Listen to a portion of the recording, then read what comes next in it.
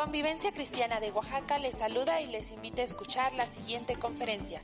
Creemos que será de gran edificación para sus vidas. Bienvenidos. No estamos observando las tradiciones aún en las iglesias evangélicas o cristianas. Y no es porque no queramos, sino vamos a enseñar la palabra del Señor. Pero vamos a hablar sobre la palabra del Señor. Quiero pedirles que abramos la escritura allí en el Evangelio de San Juan en su capítulo 12. El viernes anterior a la entrada triunfal, vamos a decir, el Señor Jesucristo había llegado a Betania. Eran 6 días antes de la Pascua para pasar algún tiempo con sus amigos. Los amigos de Jesús eran María, Marta y Lázaro. Allí María ungió los pies de Jesús con un costoso perfume como un acto de humildad. Esa tierna expresión indica la devoción de María por él y su disposición a servirle. El primer día de la semana, de la última semana de Jesús, el primer día de la semana, Jesús entró en Jerusalén montado en un asno, cumpliendo así una antigua profecía que se encuentra en Zacarías 9:9. La multitud le dio la bienvenida con exclamaciones de Hosana, Hosana, Hosana, el que viene en el nombre del Señor. Y también con las palabras del Salmo 118, versículos 25 y 26, atribuyéndole así un título mesiánico como el enviado del Señor, el venidero Rey de Israel.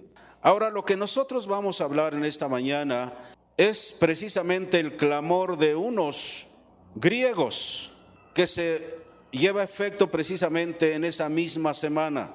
Allí en el capítulo 12 del versículo 20 al 26 dice así, había ciertos griegos entre los que habían subido a adorar en la fiesta, estamos hablando de la Pascua. Estos pues se acercaron a Felipe, que era de Betsaida de Galilea, y le rogaron diciendo, Señor, quisiéramos ver a Jesús. Fíjense qué clamor, Señor, quisiéramos ver a Jesús. Felipe fue y se lo dijo a Andrés. Entonces Andrés y Felipe se lo dijeron a Jesús.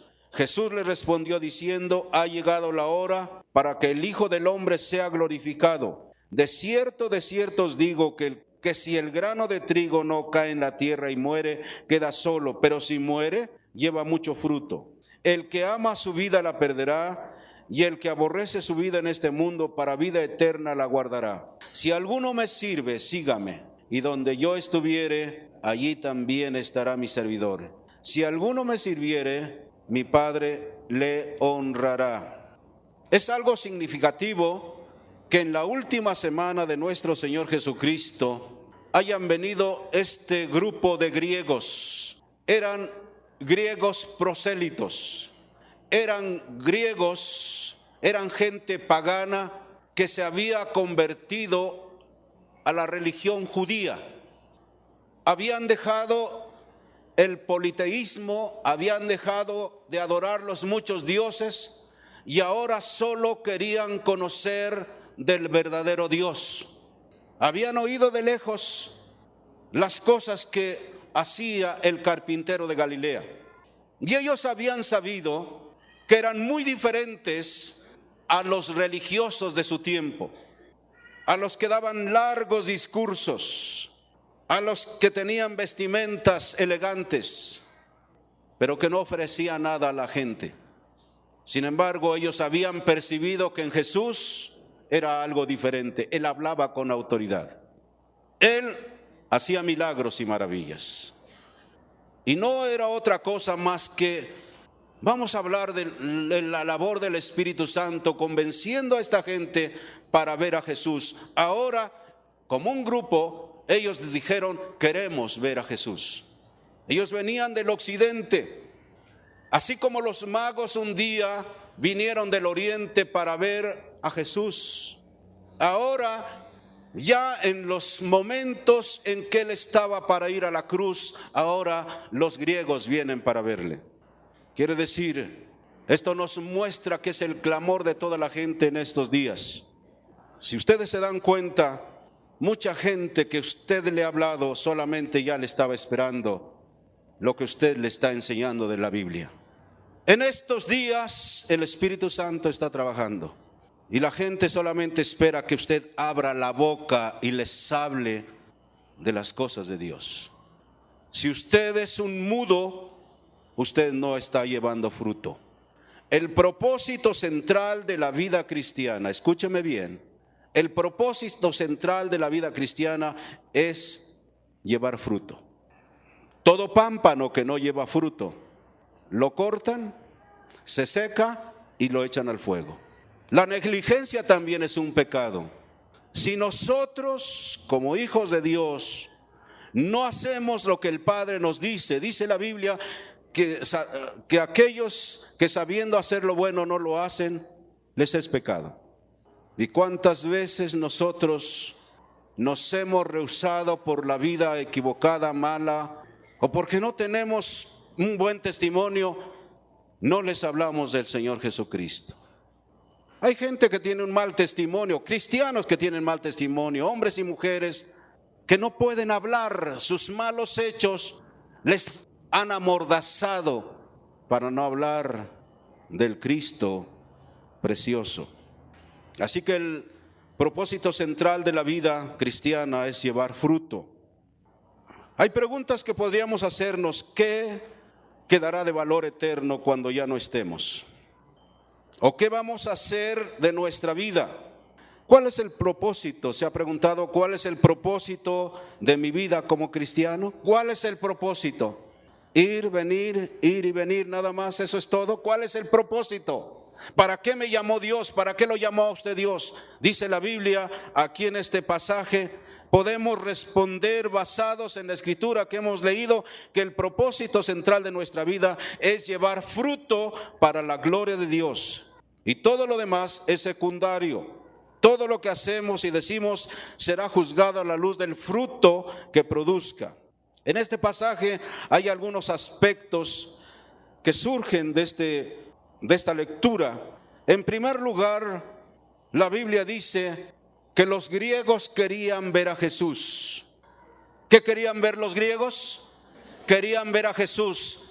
Y yo le voy a hacer otra pregunta: ¿qué quieren ver en usted la gente? Eso es lo que quieren ver en nosotros, en cada uno de nosotros, ver a Jesús. La gente ya está cansada de palabras, ya está cansada de discursos, ya está cansada inclusive de estudios bíblicos me refiero. Ahora quieren ver en usted y en mí a Jesús. Queremos ver a Jesús. Como dije, eran paganos que habían dejado sus religiones en otros dioses y ahora querían ver al Hijo de Dios, a Jesús. Estos griegos representan a las naciones que le fueron prometidas al Hijo de Dios, como lo leemos ahí en el Salmo 2, no lo vamos a leer.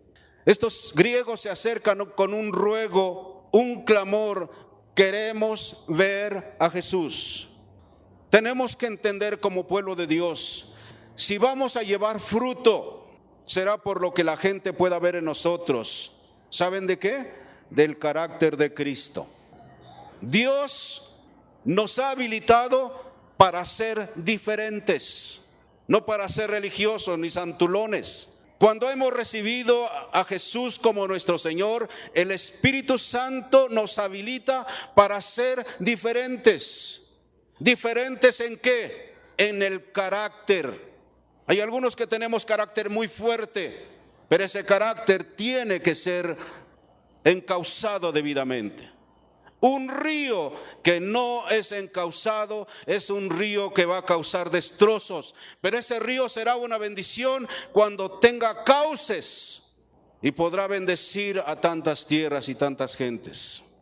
Así que lo que el mundo quiere ver no es cuánto sabemos de la Biblia, no es saber si hablamos buenos discursos. Quieren ver en nosotros el carácter de Jesús. ¿Está bien? El carácter de Jesús. El mundo de hoy en día es un mundo escéptico con la religión, pero también está abierto a tantas cosas alternativas como es la nueva era, como es el ocultismo, como es la hechicería, como es la santería, como es una serie de religiones exóticas. No quieren saber nada de Dios, pero están abiertos a lo diabólico. Y escúchame bien, el mundo no podrá ser convencido por nuestros argumentos. Debemos, como pueblo del Señor, como pueblo cristiano, manifestar a Cristo en su poder y en su carácter. ¿Sí me está escuchando? La gente no va a creer en Cristo por lo que sabemos de la Biblia, sino por lo que somos, por lo que vivimos, por el poder manifestado a través de nuestras vidas. El mundo ya no quiere oír hablar del amor de Dios, él quiere verlo. Él quiere verlo, ya no quiere oír hablar del amor de Dios. Es bueno hablar del amor de Dios, pero el mundo quiere ver el amor de Dios en nosotros. No vamos a suplir las necesidades de toda la gente. Dijo el Señor: a los pobres siempre los tendréis, pero a mí no siempre me tendréis. Siempre habrá pobres, y no podemos suplir las necesidades de los pobres ni arreglar todos los asuntos de la gente, pero en lo que podamos tenemos que hacerlo. Así que entonces, los griegos del relato que hemos visto clamaban ver a Jesús, quien percibían que no representaba el sistema religioso, las largas palabrerías de los escribas y los fariseos, sino, dice la Biblia, que hablaba con autoridad, obraba milagros y parecía comprometido con Dios hasta la muerte. Percibían eso. Ahora yo quiero hacer una pregunta. Escúchenme bien, por favor. Los que te ven en Jesús a ti. ¿Tu esposa ven en Jesús en ti?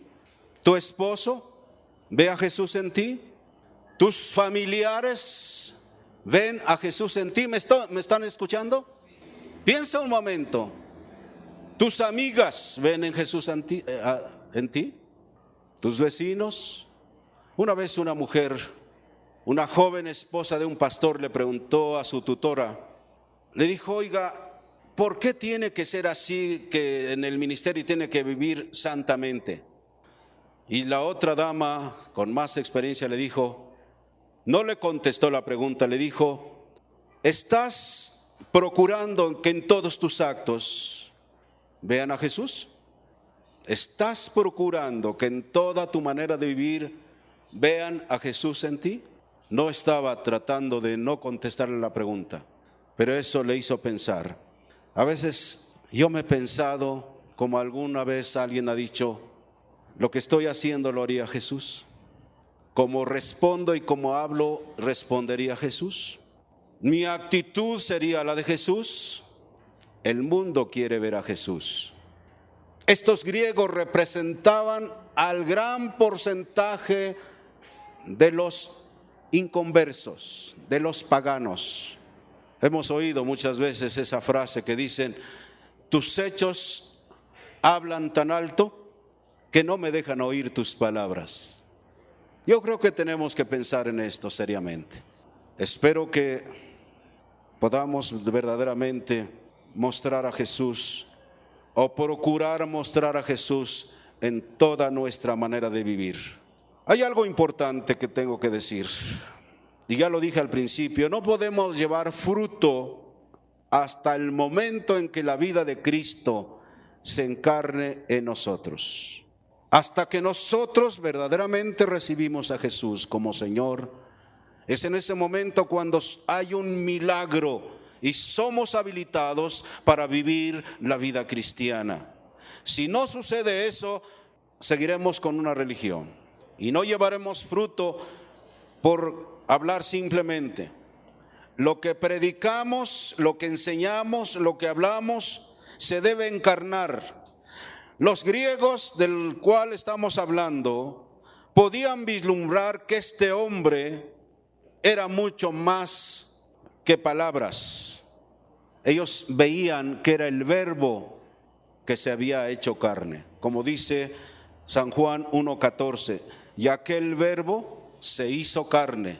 Dice, y vimos su gloria, gloria como del unigénito del Padre, lleno de gracia y de verdad. Así que, ¿qué debemos hacer para que la vida cristiana o la vida de Cristo se encarne en nosotros? Hay varias cosas.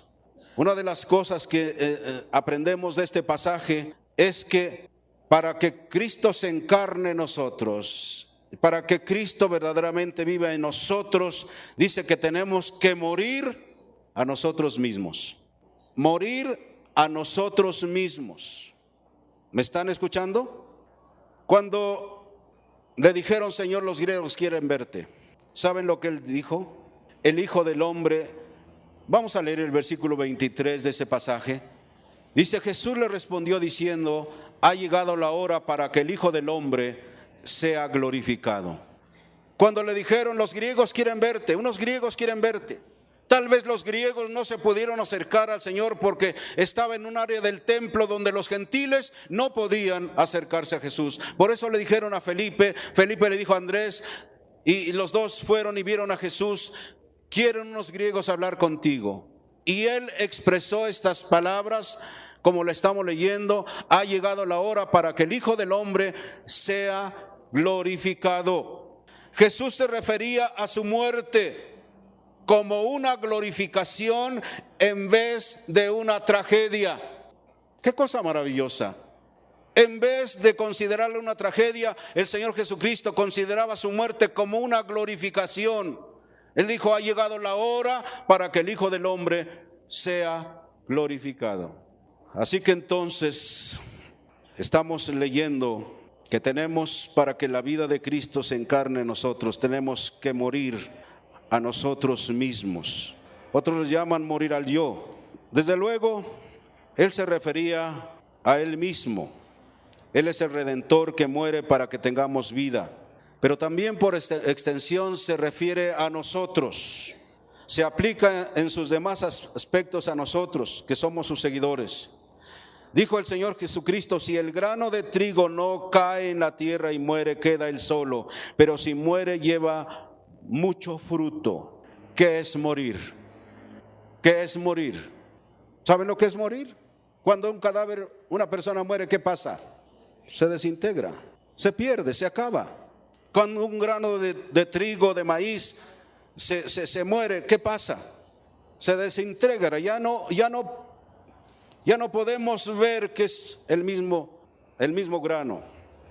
Uno de los grandes evangelistas decía y explica qué es morir a nosotros mismos. Él decía estas palabras: cada vez que mi voluntad se cruza o contrapone con la voluntad revelada de Dios, yo elijo obedecer a Dios, aunque humanamente me desagrade, me duela o me perjudique. Si el grano de trigo no cae a tierra y muere, queda solo. Pero si muere, lleva mucho fruto. Vuelvo a repetir, morir a nosotros mismos es que la voluntad se haga aunque a nosotros no nos agrade, no nos guste y no nos convenga. Yo podría decir hasta nos conviene obedecer al Señor, es conveniente para nosotros. ¿Me explico? Pero cuando nosotros decimos, yo lo hago y yo lo hago, no me importa lo que diga la Biblia, no me importa lo que diga el pastor, yo lo hago porque a mí me place así. Hazlo. Yo aquí en la iglesia, yo he dejado que los que quieran caminar con Dios caminen. Los que no quieran, como decía mi abuelo materno, en tu salud lo hallarás. ¿Me explico? El pastor no es un judicial que anda detrás de ustedes, que hablan, que dicen, que hacen, cómo actúan. Nuestra obligación es enseñarles la palabra. Usted decide qué hace con ella. ¿Me estoy explicando? ¿Alguien quiere vivir como le dé la gana? Bien puede, pero no es morir. Si Cristo quiere que se encarne en ustedes, tienen que anteponer la voluntad de Dios a la suya. A mí me gustaría hacer muchas cosas. Hace algún tiempo yo pensaba, ojalá tuviéramos una casa en Puerto Escondido. ¿Saben por qué? Porque yo quería hacer mi voluntad. No me interesa ahora ni en Huatulco, ni Cancún, ni en todo, a menos que alguien me la regale. Pero yo creo que la visitaré allá cada año, si bien me va. Porque ya no es mi deseo hacer lo que yo quiero. Quiero hacer la voluntad de Dios. ¿Y usted? ¿Y usted? ¿Saben por qué hay sufrimiento? Porque no hacemos lo que el Señor nos dice. Es cierto que sufriremos como cristianos, pero aún en eso hay gloria. Pero sufrir como malhechores. ¿Quién es un malhechor? Aquel que dice, sí, tu palabra dice esto, pero mira, Señor, yo lo voy a hacer así porque yo lo voy a convertir. O yo la voy a convertir. Y decía un pastor, ¿en qué? ¿En tu azote? Solteros. Sí, a veces hay algunos que a pesar de esto todavía dicen, yo me voy a casar. Adelante, adelante, caballeros y damas, háganlo. Han pasado muchos años y esta dama me decía, quiero caminar con Dios. Y me explicaba de algunos asuntos, problemas serios que tiene. Pero cuando hacemos la voluntad de Dios, habrá problemas, sí, pero todo marchará viento en popa. Tenemos que decidirnos, anteponer la voluntad de Dios a la nuestra. Morir al yo o morir a nosotros mismos es la muerte a los intereses personales, al prestigio de este mundo, a los planes y proyectos propios. Es poder decir con el apóstol Pablo, con Cristo estoy juntamente crucificado y ya no vivo yo, mas vive Cristo en mí. Para muchos es una mera frase. Para muchos cristianos es una mera cantaleta. Ya no vivo yo, mas Cristo vive en mí, pero siguen haciendo lo que ellos quieren. Sí. Y obedecer a Dios a veces no es fácil. ¿O sí? Obedecer a Dios a veces no es fácil. Muchas veces, no digo algunas veces. Pero si lo hacemos, habremos asegurado nuestro bienestar y la bendición del Señor. El Señor Jesucristo dice, si el grano de trigo no cae y muere, se queda solo. Porque si muere, lleva mucho fruto. Si el grano no cae a tierra, se conserva, siempre será identificable. Será un grano ahora y por muchísimo tiempo. Solo uno. No sé cuántos de ustedes han tenido noticias que en las pirámides de Egipto, en los sarcófagos, encontraron semillas que tenían miles de años. Miles de años. Allí estaban intactas, pero eran semillas solas, que no habrían producido nada. No habían perdido su individualidad, pero tampoco habían producido nada. Y saben que el egoísmo en la vida espiritual es el gran obstáculo que evita la ruptura del grano. Sin ruptura, sin quebrantamiento, no habrá fruto. Cuando se echa un grano a la tierra, ese grano se pudre, se deshace, pierde su individualidad, pero al rato surge, si hablamos de maíz, una gran mazorca. No encontré un maíz así crecido y traerles un elote con mayonesa y queso y chile para que vieran qué agradable, pero no es un solo grano. ¿Cuántos granos tendrá un elote? El grano cuando cae a tierra se va desintegrando, pierde su individualidad.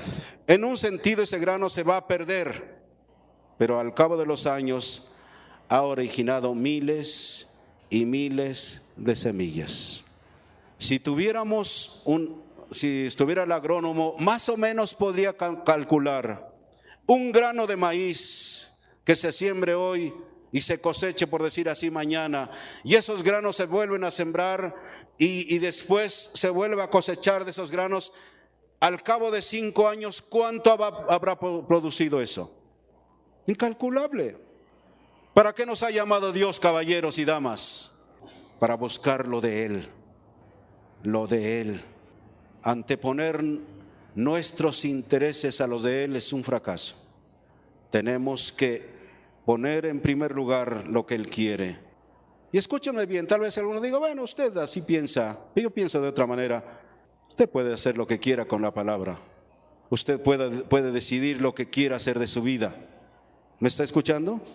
Cristo, nuestro Señor Jesucristo, en la última cena, Dice que habiendo tomado el pan, después de haber dado gracias, lo partió y les dio diciendo: esto es mi cuerpo que por vosotros es partido. Haced esto en memoria de mí. Hacer memoria del Señor no es solo participar de la cena, sino también romper nuestro egoísmo y entregarnos sacrificialmente por nuestros hermanos. ¿Qué hermanos? ¿Los de la iglesia nada más? Los de raza. Servir a los demás. Escúchenme bien. Aquí hay hombres y mujeres que están sembrando su vida, que están dejando caer su vida en la tierra. Pero también hay muchos que están conservando su individualidad. No quieren hacer lo que el Señor les dice. Así que entonces, desde Abraham en adelante, ¿me están escuchando? Desde Abraham en adelante, oír el llamado de Dios y obedecerlo implica salir sin saber a dónde va uno. Dicho de otra manera, cuando usted viene al Señor y oye la voz del Señor, sal y ve. Usted no sabe ni a dónde va a llegar, ni qué va a pasar. Simplemente le dice: Señor, sí, donde tú quieras, como tú quieras. Sí, Señor, sí, sí. Usted no sabe ni siquiera a dónde va a llegar. Y no estoy hablando de éxito, estoy hablando de un quebrantamiento. Estoy hablando de luchas, estoy hablando de pruebas, estoy hablando de trabajo, estoy hablando de cansancio. Pero qué bueno es sembrar la vida en Jesús. Hay muchos que han dejado su lugar de origen para ir a otro país. Están sembrando su vida. Hay otros que han dejado su profesión o su negocio. Están sembrando su vida. Hay otros que han dejado de buscar lo suyo. Están sembrando su vida. ¿Se ha preguntado: Señor, ¿para qué me has llamado? ¿Para estar sentado cada domingo? ¿Para oír a ver quién predica? Este no me gustó, este sí me gustó. Dios no te ha llamado para eso. Dios te ha llamado para que des fruto. Allí en el capítulo 15 de San Juan habla de la vid verdadera y habla de los pámpanos. Los pámpanos son las ramas. Dice: todo pámpano que no lleva fruto será cortado, secado y echado al fuego. ¿No percibes esto, el peligro en que muchos estamos? Vuelvo a repetir, desde Abraham en adelante, oír el llamado de Dios y obedecerlo implica salir sin saber a dónde uno va, despojándose y dejando de lado el proyecto propio de vida. Es el morir del yo para que Cristo viva en nosotros. Quiero que vivamos la vida abundante, quiero que llevemos fruto.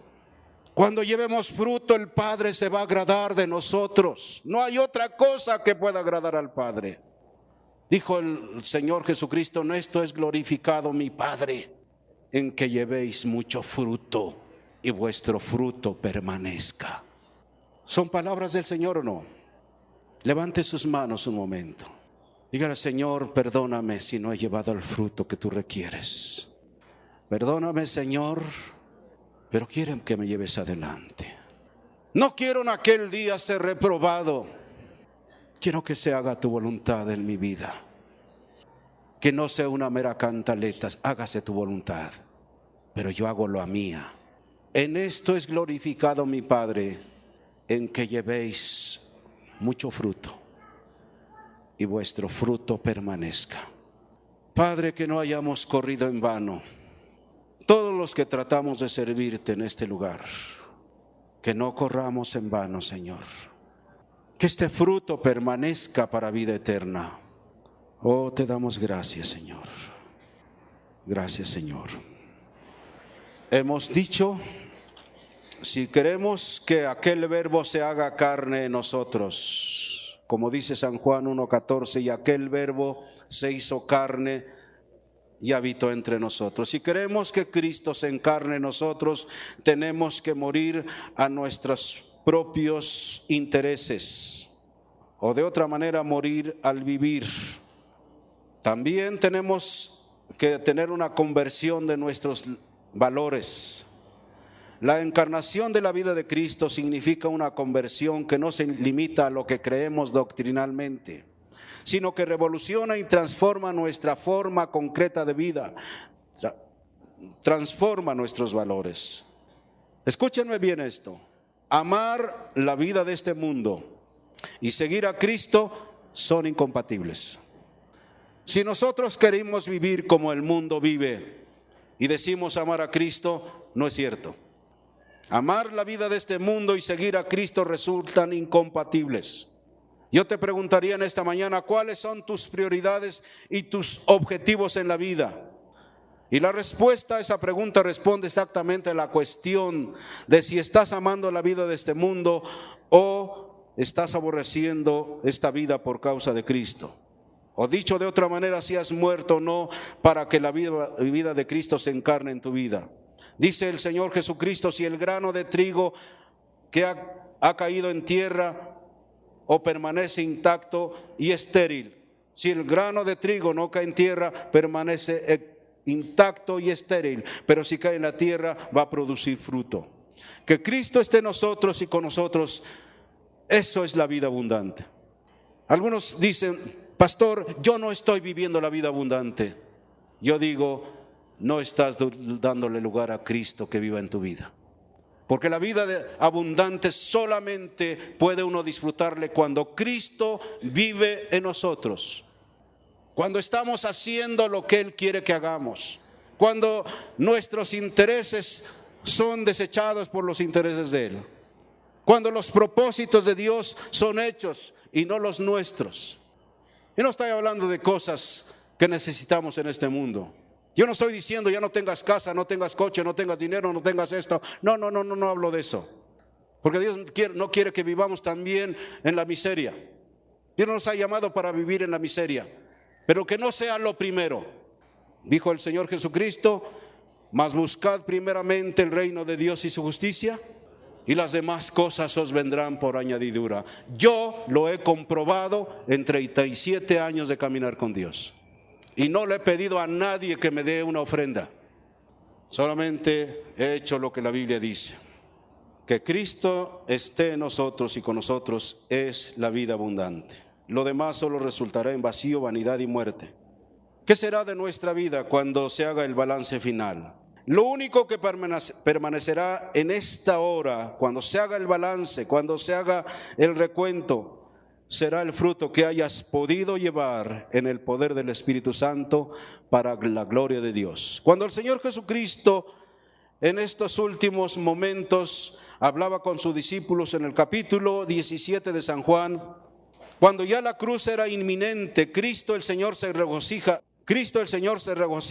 escúchenme bien en ese capítulo, no en los milagros, no en la enseñanza en sí misma, esto era en medios pero no el fin, sino Él se regocijaba en las vidas salvadas, formadas y encaminadas, o en otras palabras, en el fruto. ¿Eran pocos? Nosotros podemos ver los discípulos, pero eran muchas gentes que habían creído en Él. Él se regocijaba en eso. Él veía el semillero para todo el mundo. Así que entonces, las vidas de aquellos que te reconocen autoridad espiritual, ya sean tus hijos físicos o espirituales, son tu tesoro o tu objetivo. Cooperar con la obra del Espíritu Santo para su desarrollo y formación en Cristo es tu tarea. Ellos constituirán el fruto. ¿Qué estás enseñando a las demás generaciones? ¿Qué estás enseñando a tus hijos? Lo que vean en ti, ellos lo van a hacer. Tus hijos espirituales, lo que ven en ti, así van a hacer. Debemos tener cuidado de cómo vivimos, cómo hablamos, cómo actuamos. Tenemos que tener cuidado. Es una tarea con responsabilidades individuales, pero que abarca toda la comunidad de fe y solo puede cumplirse en su seno. Voy a terminar con esto. También todo aquel que lleve fruto tendrá la honra del Padre. Nada más piense usted ahorita. Si alguno de ustedes fuera honrado por algún alto dignatario, sea nuestro querido gobernador o nuestro presidente, y dijeran, quiero honrar a una persona de convivencia, yo no sé cuál sería la honra, pero la honra del Rey de Reyes no se compara a la de ninguno de los reyes de esta tierra. Dijo el Señor Jesucristo en este pasaje, lo voy a leer textualmente, si alguno me sirve, sígame, y donde yo estuviere, allí también estará mi servidor. Si alguno no me sirviere, si alguno me sirviere, mi Padre le honrará. si alguno me sirviere, mi Padre le honrará. Cuando todo haya pasado, cuando nosotros no estemos aquí, cuando este mundo también haya pasado, ¿qué otra cosa tendrá valor? Díganme, ¿qué otra cosa tendrá valor? Yo he pensado muchas cosas. Miren, no me estoy haciendo viejo, pero he comprendido muchas cosas. De nada vale que tengamos una casa. No la vamos a llevar. Un carro, dinero, todo eso, todo se va a quedar. ¿Sí o no? Ya no vamos a pensar en desastres. Nada nos llevaremos, discúlpeme. Hay muchos cristianos afanados por las cosas materiales, más. A veces yo he dicho de una manera grotesca, vinimos a este mundo sin un pañal y nos iremos sin un pañal, ¿sí o no? Así es. Pero si nosotros llevamos fruto, nuestro fruto va a permanecer y nuestro Padre nos va a honrar. No lo sé. No sé cuál sea la honra del Padre. Pero si no lo hacemos así, habrá sido en vano nuestra vida. Las ramas serán cortadas, echadas al fuego. Son advertencias. Usted puede decirme, pastor, eso yo ya lo sé desde que me entregué al Señor. A mí no me importa cuánto lo sabe. ¿Lo está haciendo? El Padre honrará a quienes hayan llevado fruto.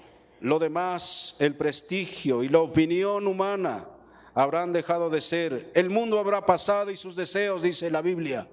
Pero el que haya hecho la voluntad de Dios permanecerá para siempre. Esto es palabra de Dios.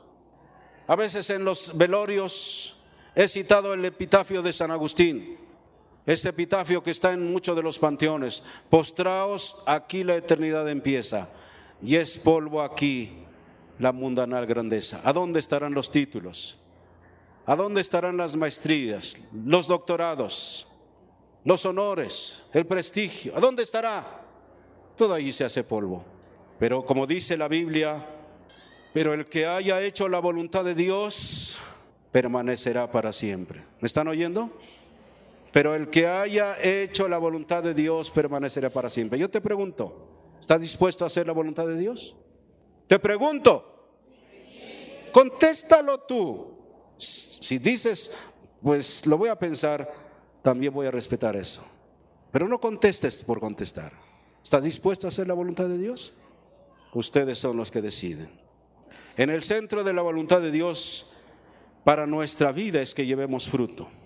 Voy a terminar con esto. Alguien dijo que la vida es como una moneda. Podemos gastarla en lo que queramos. ¿No es cierto? Alguien ha dicho, la vida es como una moneda, la podemos gastar en lo que queramos, pero es una sola vez. Y escúchenme, damas y caballeros, jóvenes y adultos, no tenemos más que una sola vida. He oído muchas veces a Wayne Mayer decir, cuando Juan Manuel le dijo, hermano, es que usted está muy acelerado, va para acá, va para allá, anda viajando para un continente a otro, es que usted tiene una vida acelerada. Le dijo, hijo, no tengo más que una vida y la vida se escapa, la vida se escapa, la vida se nos va y no tenemos más que una vida. Y es la oportunidad de servir o no servir al Señor. Que Dios nos ayude a invertir nuestra vida en el Señor, o a perderla entre comillas, según el mundo. Cuando entregué mi vida al Señor, un médico, Efrén se llamaba, un médico, no éramos amigos, simplemente conocía de mis planes, proyectos, intereses, de mis anhelos como actor. Y un día me dijo, Fidel, oye, he sabido que tú ya te hiciste protestante. Le dije, no, yo soy cristiano. Antes decía creer en Cristo, ahora sí creo. No, dice, pero ya me dijeron que dejaste tu carrera. ¿Cómo pudiste dejar aquello por esto? Le dijo, es que esto es la vida. Según él, mi vida estaba perdida. Mis planes, mis proyectos, mis anhelos, mis deseos se habían perdido. Dice, mira, es que yo también leo la Biblia. Sacó un evangelio de San Lucas. Creo que a todos los médicos les dan ese evangelio. Pero ¿qué pensaría de mí, Efrén, el doctor? Este pobre perdió su vida, perdió todo. No la perdí, la estoy ganando, la estoy ganando. Y quiero llevar fruto, y fruto que permanezca.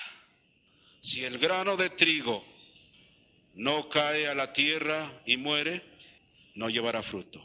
Pero si cae en la tierra y muere, llevará fruto. El fruto no lo podemos saber. Cuando estaba yo meditando sobre esto, de esa anciana Chuchita, 60 años aproximadamente, chancludita, de rebozo, con sus lentecitos. Qué trabajo. Dejó caer su vida, y a pesar de las prohibiciones de su esposo y aún del pastor, ella siguió trabajando en mi vida. 6 años, moliéndome al principio, fastidiándome, hasta que me llevó a los pies de Cristo. Recuerdo que una vez me dijo, cuando me llevó a un congreso de jóvenes, le dijo: Señor, ya te lo traje. Si tú lo dejas ir, ya no puedo más. Y me dejó en ese congreso. Ese día yo conocí a Jesús. Y el fruto de ella permanece en mí y sigue aquí. Y sigue en todas las partes. ¿Qué va a hacer usted? ¿Va a invertir su vida en Dios o va a seguir buscando lo suyo? Incline su cabeza. Ya no busque lo suyo nada más. Acuérdese la promesa del Señor, dice: busca primero el reino de Dios y su justicia. Y todo lo demás, todo lo que necesites te lo daré por añadidura. Pero hay quienes son engañados por Satanás buscando lo suyo, el prestigio, la buena opinión de los demás, los reflectores, todos los halagos y aún el pecado mismo. Con el debido respeto, no he mencionado a la persona, pero por no obedecer a Dios hasta nuestra vida es miserable. Pero cuando nos metemos en Dios, no llegar a ser meramente santulones, podemos disfrutar la vida abundante. ¿Qué dicen al Señor? Pueden decirle: Señor, yo quiero sembrar mi vida como el grano de trigo, llevar fruto, y mucho fruto. Y quiero que mi fruto permanezca. El fruto de esta anciana analfabeta, huérfana desde niña, yo creo que permanece. Ella ya está con el Señor. Ella no era una gran predicadora, ni sabía leer casi, pero ella amaba a su Señor y anteponía sus deseos, sus anhelos a las cosas de Dios. Ella le entregó su vida al Señor y no le importaba nada. La gente quiere ver a Jesús en ti. Tus hijos quieren ver a Jesús en ti. Tu esposo o tu esposa quiere ver a Jesús en ti. Tus amigos quieren ver a Jesús en ti. Tus vecinos quieren ver a Jesús en ti. Pero que para que lo puedan ver, necesitas que encarne Cristo en tu vida. Y tú tienes que dejar la vida egoísta que llevas. Tienes que cambiar tus valores. Y escúchame bien. Él dijo desde el Antiguo Testamento: yo honraré a los que me honran, y a los que me tienen en poco me serán viles. Padre, aquí está cada uno de estos hombres y mujeres. Tú conoces el pensamiento de ellos, y tú no nos vas a forzar a seguirte o a obedecerte. Aunque estamos aquí, no nos vas a forzar a obedecerte o a hacer lo que tú quieres o lo que nos has enseñado. Esperamos que te haya edificado este mensaje. Síguenos en nuestras redes sociales. Dios te bendiga.